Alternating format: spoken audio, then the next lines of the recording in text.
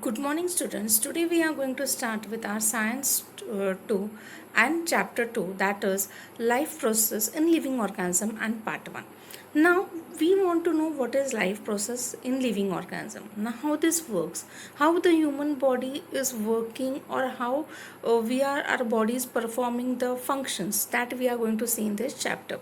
Now, as you know, our body internally is made up of lot of organs. Now, this all organs are continuously performing the functions in the body. As you know, that human body is continuously working. As for example, you can say heart. From your birth means the day you take a birth in your mother's womb, that from that day till you die, your heart is working. Do you find that heart has taken any break and he said, no, I don't want to work? No. Yeah, respiration, your lungs, and it's continuously respiring, so it is taking a break? No. All this is doing a proper with a proper coordination. If you'll see, all the organs are having a proper coordinations with each other. Now, various organ systems are continuously performing the functions in the human body along with the various systems. Now, if you try to see, the human body is continuously performing some or other functions which is not known to us. It internally, but they are doing their job continuously. Like heart is beating continuously, blood circulation is flowing in your body, respiration is happening which is not known to you. So all this is happening in your body. So if you try to see, there are various systems like digestive systems, respiratory systems, recirculatory systems, excretory systems, control systems. Different external internal organs are performing their functions independently. There are certain other organs which are also performing their functions independently and through a proper coordination. So all these organs are doing the functions with a proper coordination. Now, what is that? When we eat, what is doing? Our food is gone into a, first we chew, then it is gone into the stomach. What stomach does? It does a digestion. Now digestion, after digestion is over, does anyone interfere? Digestion takes place, then continuously heart is beating, your respiration is on, and at the same time, when the digestion is over, the absorption function starts, then everything is filtered, it goes to the excretory or systems, then all your whatever the absorption of the food or whatever is essential for your body is taken in this process. So everyone is having a proper coordination with one another. The overall system is in action in more or less in all the systems.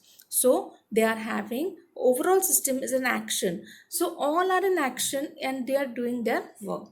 Those are in need of continuous energy, source of energy. So now our body, as you know, the humans, they are in continuous need of the source of energy. So as we'll take example of us only, morning when we get up, we take a breakfast. Why we take a breakfast? Because our body needs an energy. So that's why energy is very important for us, and that's why we eat the food. So source for this purpose. Now what we eat in our diet, that is carbohydrates, fats and lipids, and the are the main source of the energy, and it is harvested, means it is produced in mitochondria. So mitochondria is called as powerhouse of the cell. It is not like that only the stuff is sufficient for our body, but besides that we need energy, or besides that we need oxygen also. So oxygen is also very important. Why oxygen? Without oxygen we cannot live in this world. Every life which comes has to breathe and they take oxygen, so oxygen is very important for us. With food, our oxygen is also very important. Now, besides, it coordinates by the control system. So, all are going hand in hand. So, once the digestive system takes place, control systems is doing its controlling work, body, that is life process contributes in its own way in the process of energy production. So all are taking part in the energy production. So all these life processes are helping us in giving us the energy. Now the functioning of all these life processes are also required the energy. So now for anything to work we need energy. Even each and every parts needs an energy, and that is why energy is very important. So even for them to perform this function, the energy is very important. Humans and other animals consumes fruit and vegetables. Now if you know, humans are eating everything. They eat everything. They eat plants. They means like you need eat vegetables, you eat meat, you eat eggs, you eat fish, everything. And what animals eat? They eat grass, or some animals eat other animals also. Now plants. Now plants are autotrophs. Autotrophic means, or autotroph means they can prepare their own food. So plants, with the help of chlorophyll and in presence of sunlight, the process is called as photosynthesis. Now that they utilize some of the food for themselves, whereas remaining is stored in the various parts like fruits, leaves, stems. And now when they produce the food, the plants produce the food, they utilize. Now the plants even need to survive, so they will use the food for them to grow, like they will grow in big size, or so food is utilized by them. But remaining part of the food made by the plants is stored in the leaves, fruits, stems and roots, etc. So we all consume these various plant materials and obtain different nutrients like carbohydrates, fats, proteins, vitamins, minerals, etc. So what we do, we eat everything. We eat beetroot, we eat we can say drumsticks, or we can say other vegetables, spinach, or some all these types of food we eat. And from what we get that, we get carbohydrates, we get fats, we get proteins, we get minerals, we get vitamins, we get minerals, etc. Now we obtain the carbohydrates from milk, fruits, jaggery, cane sugar, vegetables, potatoes, sweet potatoes, sweet meat, and cereals like wheat, maize, ragi, jawar, millets, rice, etc. So all this we need. So we humans require 4 kilocalories per gram of carbohydrate. So what we require, 4 kilocalories per gram of carbohydrates. Now here we are going to see that is energy production in the living organism. Now from the nose we take, or we respire, we take the air inside. Now from there it goes to, from nose it goes to larynx. Then from larynx it goes to trachea. From trachea it goes to bronchus, then to lungs, and then to alveolus. Here it goes. So in the living organisms, the respiration occurs at two levels in the body, that is cellular level. As a body, two levels, body and cellular level, or oxygen and carbon dioxide are interexchanged between the body and in the surrounding. In the case of respiration occurring in the body level, in the respiration, cellular foodstuff are oxidized either with help or without the help of the oxygen.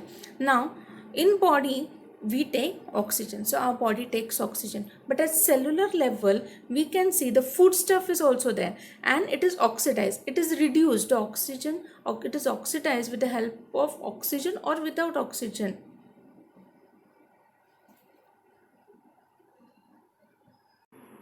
Carbohydrates, now the carbohydrates main source of the energy, we can say. So carbohydrates we consume every day in the form of what we eat: chapati, we eat rice, everything we eat, we take milk. So all this we consume every day in our diet. So carbohydrate we consume every day are the mainly utilized for the production of energy. So from the carbohydrates we get energy required for a daily need. So we every day, why we eat? To get the energy. Our body needs the energy. The energy is obtained in the form of ATP. Now ATP is known as adenosine triphosphate. So what is ATP? Adenosine triphosphate. For this purpose, the glucose. Now glucose is required. A type of carbohydrate is oxidized. Now this glucose is oxidized step by step in the cells. This is called as cellular respiration. So this is called as cellular respiration. Cellular respiration occurs among the living organisms by two methods. So what are the two methods? Aerobic respiration and anaerobic respiration. What is aerobic respiration? With oxygen, and anaerobic respiration without oxygen. So first we'll see anaerobic respiration. Glucose is oxidized in 3 steps. We'll see one by one. Now we are going to see the anaerobic respiration. The first step, it is glycolysis. The process of glycolysis occurs in cytoplasm. The molecule of glucose is oxidized step by step in this process, and 2 molecules of each is formed. Now in this process it is occurs in the cytoplasm, and the glucose is oxidized step by step in this process, and 2 molecules of each is formed, that is pyruvic acid, ATP, NADH2 and water are formed. The molecules of pyruvic acid, now again the molecules of pyruvic acid formed in this process are converted into the molecules of acetyl coenzyme A, 2 molecules of NADH2 and 2 molecules of CO2 are released during this process. So again the pyruvic acid is oxidized. With the help, it is converted into acetyl coenzyme A, 2 molecules of NADH2 and 2 molecules of carbon dioxide are released in this process. Now we'll see the tricarboxylic acid cycle. Now the both molecules of acetyl coenzyme A enters into the mitochondria. So acetyl coenzyme enters into the mitochondria. The cyclic change. Now the cyclic chain reaction called as tricarboxylic acid cycle is operated in the mitochondria. Acetyl part of acetyl coenzyme is completely oxidized in this cyclical process, and the molecule of carbon dioxide, water and NADH2, FADH2 are derived. So here the acetyl part is completely oxidized in the cyclic process, and the molecules of carbon dioxide, H2O, NADH2 and FADH2 are derived. The third one we will see, that is electronic transfer chain reaction. The molecules of NADH2 and FADH2 formed during all above the processes participate in electronic transfer chain. So what the molecules earlier we had seen, NADH2 and FADH2 were formed, and they all participate in electron transfer chain reaction. Due to this, the 3 molecules of ATP are obtained from each of, now here 3 molecules of ATP are formed from each NADH2 molecules, and 2 molecules of ATP from each FADH2 molecules. Besides ATP water molecules are formed in this reaction. The electronic transfer chain is operated in mitochondria only. So now if you see, this is mitochondria and tricarboxylic cycle is here. Okay, now they are saying in this NADH2 and FADH2 formed during all above processes participate in electronic transfer chain reaction.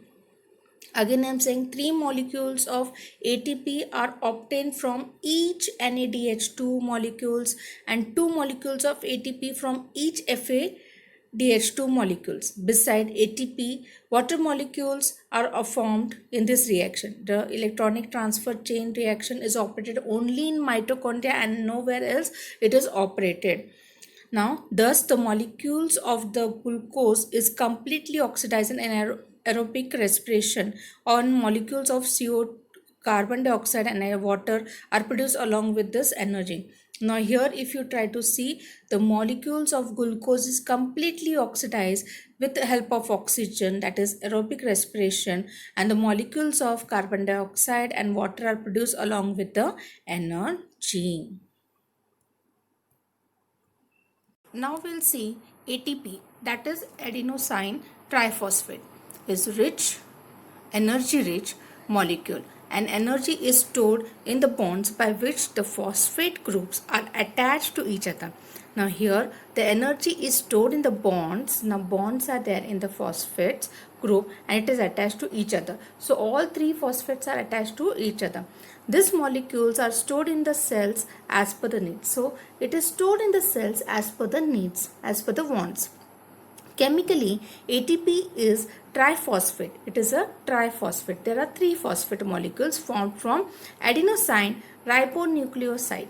It contains a nitrogenous compound adenine, pentose sugar, ribose and three phosphate groups.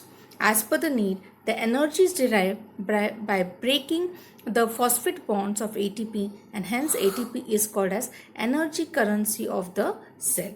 So here the ATP is needed, or as per the needs, the energy is derived by breaking the ATP.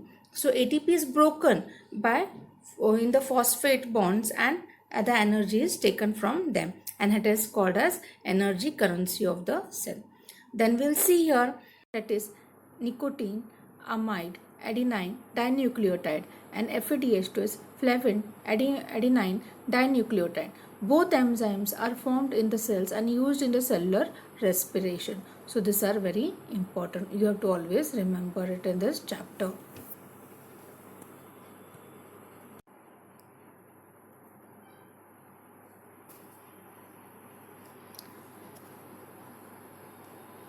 Now we are going to see ATP energy currency. Here you can see adenine, here you can see ribose, here you can see the three phosphate bonds with more energy and it gives adenine, ribose and 2-phosphate and one inorganic phosphate is formed and energy is released. So ATP is converted into ADP, adenine diphosphate. Next we will see if there is insufficient amount of carbohydrates in body due to the exceptional conditions like fasting and hunger. Now if we see they're saying some conditions are there, sometimes we do fast, then how we get energy? Without eating anything also we get energy. Now then the lipids and proteins used for energy production. Now here when we are doing the fasting, the other energies are used like lipids and proteins are used. In the case of lipids, they are converted into fatty acids whereas proteins into amino acids. Now here the lipids are converted into fatty acids and proteins are converted into amino acids. The fatty acids and amino acids are converted into acetyl coenzyme A and energy is obtained through a complete oxidation of acetyl coenzyme A by the process of Krebs cycle in mitochondria. So here the lipids are converted into the fatty acids and proteins are converted into amino acids and both amino and fatty acids are converted into acetyl coenzyme A. Energy is obtained through the complete oxidation of the acetyl, means complete process is taking place and acetyl coenzyme process by the process of Krebs cycle in mitochondria.